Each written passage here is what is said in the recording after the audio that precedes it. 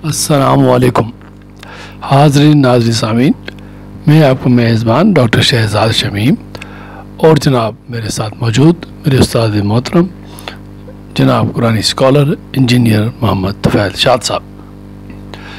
आज का जो दर्स है ये दूसरा दर्स है सूरह आले इमरान और इसकी आयत जो है 7 से लेके 11 तक। ज़ेर बहस जो मौज़ूआत हैं दो हैं, एक तरीक़ा तफ़हीमुल कुरान की वज़ाहत, नंबर 2 आयात महकमात और आयात मुतशाबिहात। इन दोनों पे तफसील और तफसीर फरमाएंगे जनाब उस्ताद मोहतरम कुरानी स्कॉलर इंजीनियर मोहम्मद तुफ़ैल शाद साहब। Sir please go at. Thank you. अस्सलाम वालेकुम।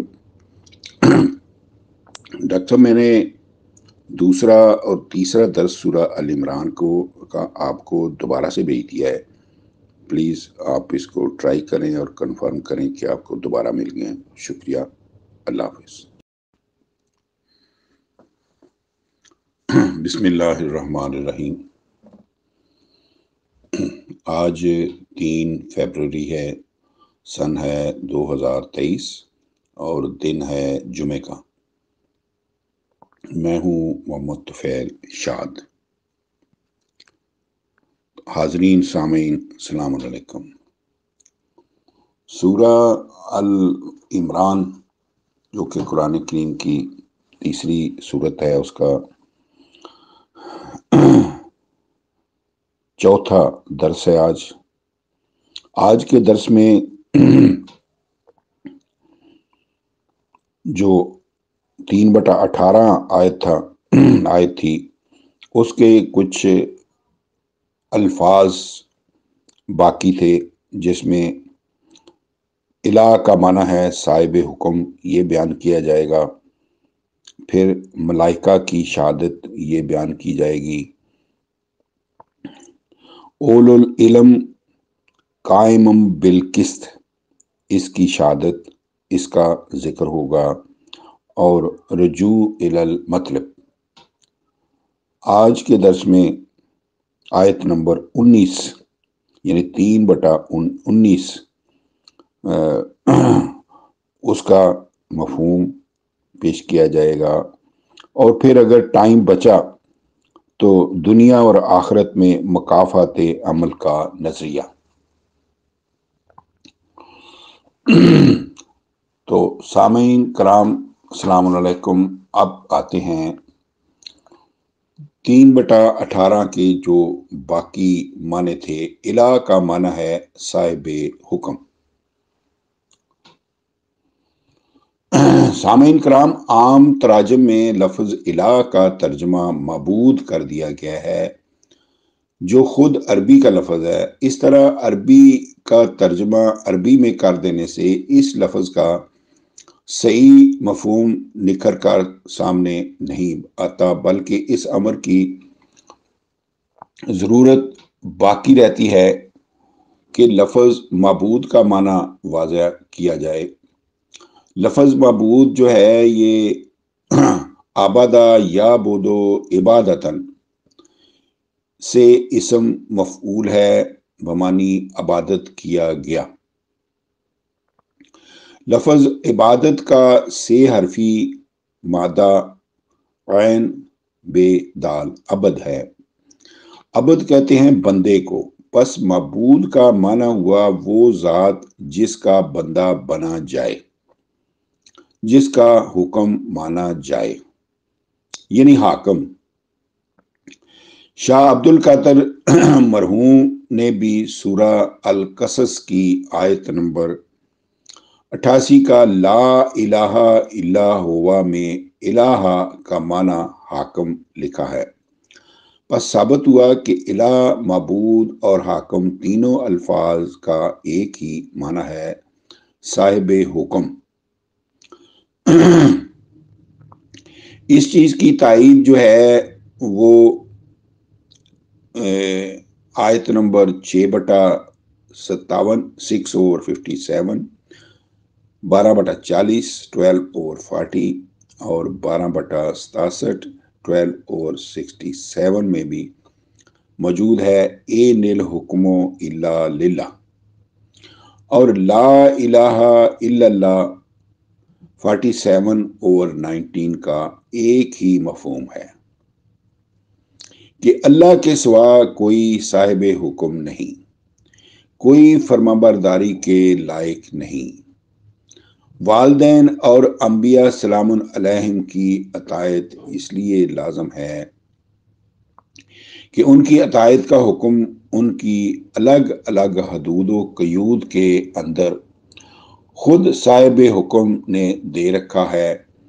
انبیاء سلام علیہم کے متعلق خود ارشاد باری ہے کہ وہ جو بھی حکم دیتے تھے اللہ تعالیٰ کا نازل کردہ ہوتا تھا۔ لا یسبقونہ بالقول 21/27، وہ اپنے قول میں بھی اپنے خالق و مالک سے آگے نہیں بڑھتے تھے۔ والدین کے متعلق ارشاد ہوا ہے وَإِن جَاهَدَاكَ عَلَىٰ أَن تُشْرِكَ بِي فَلَا تُطِعْهُمَا 31/15، اگر والدین اس چیز کی کوشش کریں کہ تو میرے ساتھ شریک ٹھہرائے تو پھر ان کی اطاعت نہ کرنا۔ اب آتے ہیں سامعین کرام، ملائکہ کی شہادت۔ اللہ کے سوا حاکم کوئی نہیں، اس امر پر اللہ تعالیٰ کی شہادت بصورت تنزیل کی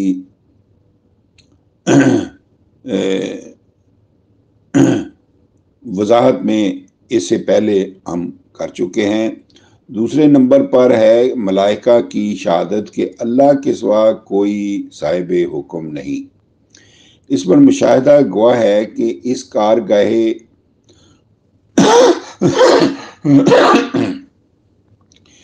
کارگاہ میں کام کرنے والی ہر کائناتی قوت جو ہر ساعت اللہ تعالیٰ کے حکم یعنی اس کے قانون کی زنجیروں میں جکڑی ہوئی ہے، بزبان حال گواہی دے رہی ہے کہ صاحب حکم صرف اللہ تعالیٰ ہے۔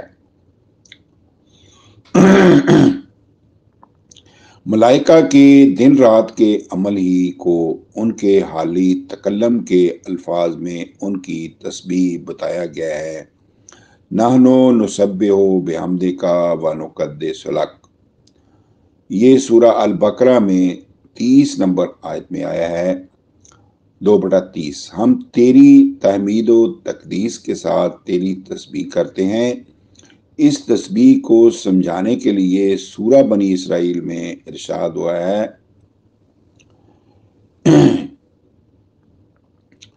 کہ نسبح لہ السماوات السبع والارض ومن فیہن وَإِن مِّن شَيْءٍ إِلَّا يُسَبِّحُ بِحَمْدِهِ وَلَٰكِن لَا تَفْقَهُونَ تَسْبِیحَهُمْ 17/44۔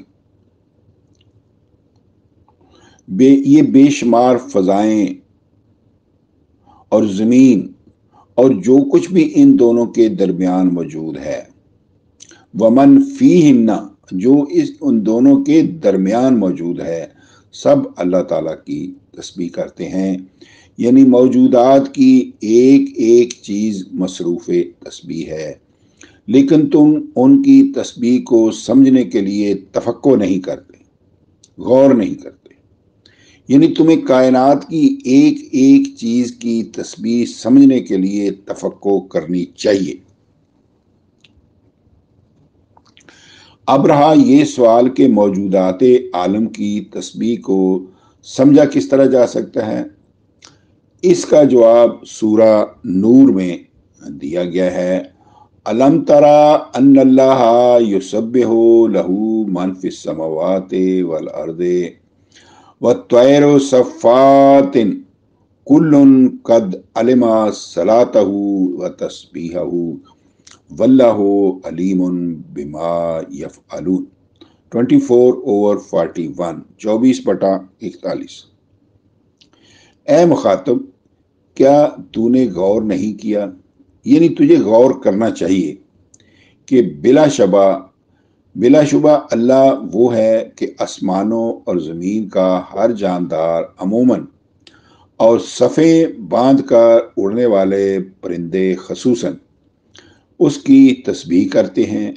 بلا شبہ ان میں سے ہر جاندار اپنی صلاۃ و تسبیح کو خوب جانتا ہے، اور ان کی تسبیح کیا ہے اللہ جانتا ہے، جو وہ الگ الگ کام کرتے ہیں۔ سامعین کرام غور کیجئے، یہاں تسبیح کا بدل آیا ہے ما یفعلون۔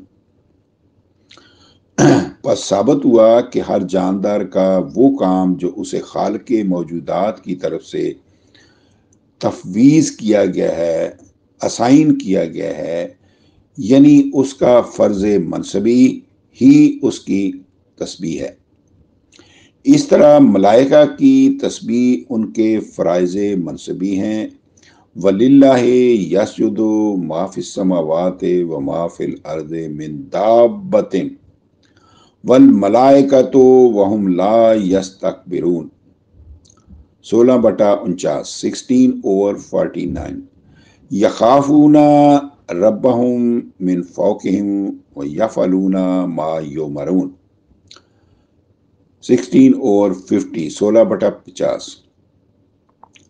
اور آسمان اور زمین میں جو کچھ ہے، جانداروں اور کائناتی قوتوں میں سے سب اللہ کی فرما برداری کرتے ہیں، اور وہ تکبر نہیں کرتے، وہ اپنے بلند و بالا پروردگار سے ڈرتے ہیں، اور انہیں جو جبلی حکم دیا گیا اس کے مطابق عمل کرتے چلے جا رہے ہیں۔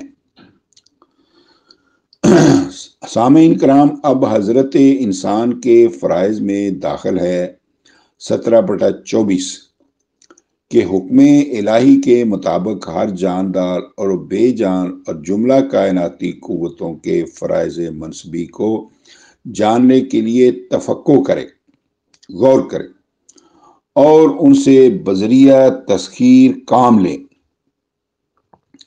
یہی ہے ملائکہ کا سجدہ بحضور آدم، جس کی خبر 2/34 میں دی گئی ہے، 17/11 میں دی گئی ہے، 15/29-30 میں دی گئی ہے، 17/61 میں دی گئی ہے، 18/50 میں دی گئی ہے، 20/116 میں دی گئی ہے، 38/73 میں دی گئی ہے۔ وَإِذْ قُلْنَا لِلْمَلَائِكَةِ اسْجُدُوا لِآدَمَ فَسَجَدُوا إِلَّا إِبْلِيسَ۔ اور وہ وقت قابل ذکر ہے جب ہم نے جملہ ملائکہ یعنی کائناتی قوتوں کو بزبان حال کہا کہ سب کی سب نوع آدم کے لیے سجدہ ریز ہو جاؤ، اس کے تابع تسخیر ہو جاؤ، تو ابلیس کے سوا سب ملائکہ نوع آدم کے تابع تسخیر ہو گئے۔ یہ ہے ملائکہ کی شہادت کہ اللہ کے سوا کوئی صاحب حکم نہیں۔ سامعین کرام، پچھلی آیت میں ایک لفظ آیا تھا اولو العلم قائمم بالقسط، اس کی شہادت۔ آیت زیر بحث میں حاکمیت الہی پر تیسری شہادت ان افراد کی لائی گئی ہے جو اول العلم اور قائمم بالقسط ہیں۔ اس پر پہلا سوال یہ ہے کہ اول العلم کون ہیں جنہیں اللہ تعالیٰ نے اپنی حاکمیت کی شہادت کے لیے پیش کیا ہے؟ اس کا جواب سورہ رعد میں دیا گیا ہے۔ وَيَقُولُ الَّذِينَ كَفَرُوا لَسْتَ مُرْسَلًا قُلْ كَفَىٰ بِاللَّهِ شَهِيدًا بَيْنِي وَبَيْنَكُمْ وَمَنْ عِندَهُ عِلْمُ الْكِتَابِ 13/43 13/43۔ اور کافر کہتے ہیں کہ آپ اللہ کے بھیجے ہوئے نہیں، کہہ دیجئے گا کہ تمہارے اور میرے درمیان اللہ تعالیٰ کافی گواہ ہے، اور وہ کافی گواہ ہے جس کے پاس کتاب کائنات کا علم ہے۔ چونکہ قرآن کریم کتاب کائنات کے خلاف ایک لفظ نہیں کہتا۔ سامعین کرام ان الفاظ کو دوبارہ سے سن لیجئے گا۔ قرآن کریم کتاب کائنات کے خلاف ایک لفظ نہیں کہتا، اس لیے وہ لوگ جو اول العلم ہے، اول العلم کا مطلب ہے صاحب علم، یعنی کتاب کائنات کا علم رکھتے ہیں، وہ شبانہ روز کے سائنسی تجربات کے ساتھ بصورت مشاہدات گواہی دیتے چلے جا رہے ہیں کہ یہ کائنات اپنے بنانے والے کے غیر متبدل قوانین کی زنجیروں میں جکڑی ہوئی ہے، اور اس بھری کائنات کا واحد حاکم اللہ تعالی ہے۔ سامعین کرام، یورپ کے غیر مسلم مفکرین و مدبرین کا جو کل تک خالق کائنات کی ہستی میں شک لانے کے نظریہ کے حامل تھے، آج مشاہدات کے ہاتھوں مجبور ہو کر اس چیز کے قائل ہوتے جا رہے ہیں کہ اس کائنات کا کنٹرول ایک ایسی ذات کے قبضہ قدرت میں ہے جس کے قوانین ہرگز تبدیل نہیں ہوتے، بلکہ وہ اتنا بڑا حساب دان ہے کہ کروڑوں برس سے سورج، چاند، ستاروں وغیرہ اجرام فلکی سیلیسٹیل باڈیز جس کو کہتے ہیں کو جس مدار پر چلا دیا ہے، اور ان کا سال بھر کا جو چکر روز ازل سے مقرر کر دیا ہے، اس میں کروڑوں برس کے بعد بھی نہ کوئی خامی پائی گئی ہے، نہ خرابی پائی گئی ہے، نہ اجرام فلکی کے سالانہ ادوار میں آج تک ایک سیکنڈ تک کا فرق آیا ہے، یعنی کروڑوں سال سے سال کے چاروں موسم بہار، گرما، خزاں اور سرما اپنے وقت پر بدستور آتے چلے جا رہے ہیں۔ نیز قرآن کریم نے اول العلم حضرات پر قائم بالقسط کی قید لگا کر واضح کر دی گیا ہے کہ اول العلم میں سے ضدی اور ہٹ درم لوگ خدائے واحد کی گواہی نہیں دیں گے، کیونکہ ضد، تعصب اور ہٹ درمی سے عقل و بصیرت کے سوئچ آف ہو جاتے ہیں۔ کائنات کا علم ہونے کے ساتھ ساتھ اول العلم کا قائم بالقسط ہونا بھی ایک شرط ہے، یعنی عالمی مشاہدات کی روح سے اللہ تعالیٰ کی حاکمیت کی گواہی وہ دیتے ہیں جو ضدی اور متعصب نہیں بلکہ انصاف پر قائم ہے، قائم بالقسط جو انصاف پر قائم ہے۔ رجوع الی المطلب۔ سامعین کرام، ہم عرض یہ کر رہے ہیں کہ الہ کا معنی ہے حاکم، اور لا الہ الا ہوا کا معنی ہے کہ اللہ تعالیٰ کے سوا کوئی حاکم نہیں۔ چنانچہ اگلی آیت مجیدہ میں اس چیز کی وضاحت کی گئی ہے کہ اللہ تعالیٰ کا پسندیدہ دین صرف اس کی فرما برداری ہے۔ واضح رہے کہ متوازن معاشرہ کے قیام کے وہ اصول جو اللہ تعالیٰ کو پسند ہے، وہ اللہ تعالیٰ کی فرما برداری کے قوانین ہیں، وہی اللہ کا پسندیدہ دین ہے۔ تو آیت ذیل میں اسلام کو اللہ کا پسندیدہ دین کہا گیا ہے، چونکہ اسلام کا معنی ہے گردن نہادن، گردن ڈال دینا۔ اسلام کا معنی ہے گردن ڈال دینا، اس لیے احکام الہی کے سامنے سر رکھ دینا ہی اللہ کا پسندیدہ دین ہے۔ تو آتے ہیں 3/19 کی طرف۔ بسم اللہ الرحمن الرحیم۔ ان الدین عند اللہ الاسلام وما اختلف الذین اوتوا الکتاب الا من بعد ما جاءہم العلم بغیا بینہم ومن یکفر بآیات اللہ فإن اللہ سریع الحساب۔ اب اس کا مفہوم۔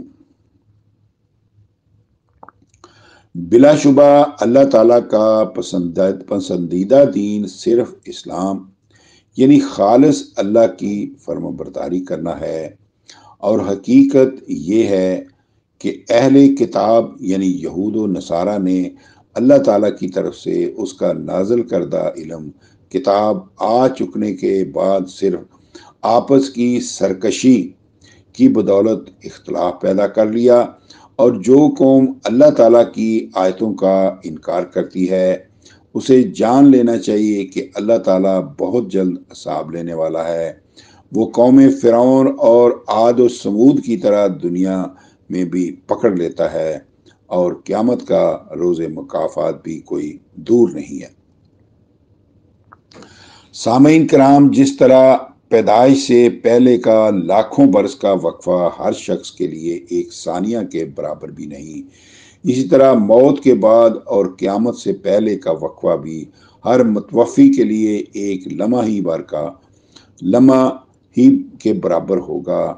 قیامت کی باز پر ایسا معلوم ہوگا کہ ابھی مرے تھے اور ابھی اٹھا لیا گیا ہے، یعنی موت کا ذائقہ ابھی منہ میں ہی ہوگا کہ قیامت برپا ہو جائے گی۔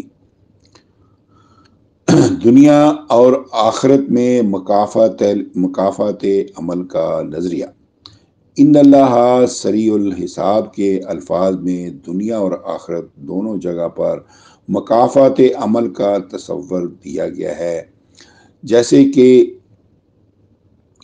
3/11 اسی سورہ ال عمران میں آل فرعون اور سابقہ نافرمان امتوں کی دنیوی سزا کا ذکر گزر چکا ہے، اور آگے ہی سورہ ال عمران میں 3/22 میں ہے حبطت اعمالہم فی الدنیا والآخرت آیا ہے۔